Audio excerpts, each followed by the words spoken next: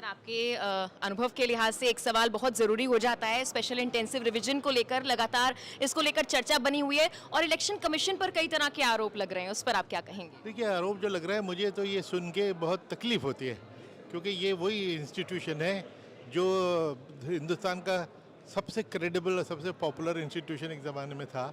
अब इस पे सवाल उठ रहे हैं तो कुछ तो किया होगा जिस वजह से सवाल उठ रहे हैं। लोग बेवकूफ़ी में तो सवाल उठाते नहीं।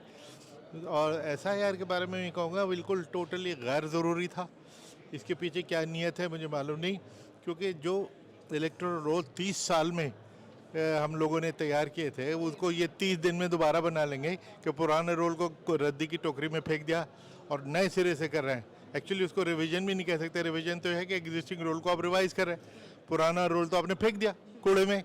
अब आप नए सिरे से एक एक आदमी को ढूंढेंगे। हमने 30 साल में ढूंढा था 99% तक पहुंचने के लिए। आप 30 दिन में कर डालेंगे तो आपके पास जादू की जो छड़ी है वो तो हम ज़रूर देखना चाहेंगे।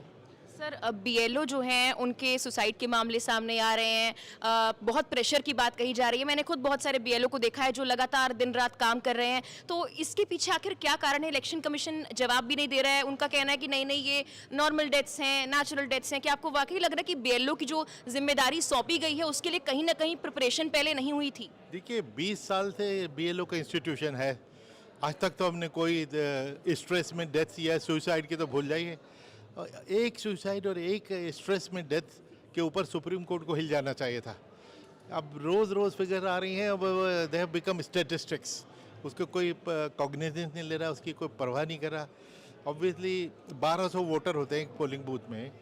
आपको 10 दिन के अंदर वो 1200 लोगों का फॉर्म स्कैन करके अपलोड करना है। आप करके दीजिए। कोई एक कागज़ का टुकड़ा उठा के उसको स्कैन करके अपलोड कीजिए। आप 5, 10, 15, 20 दिन में कर लें तो बहुत शुक्र की बात है।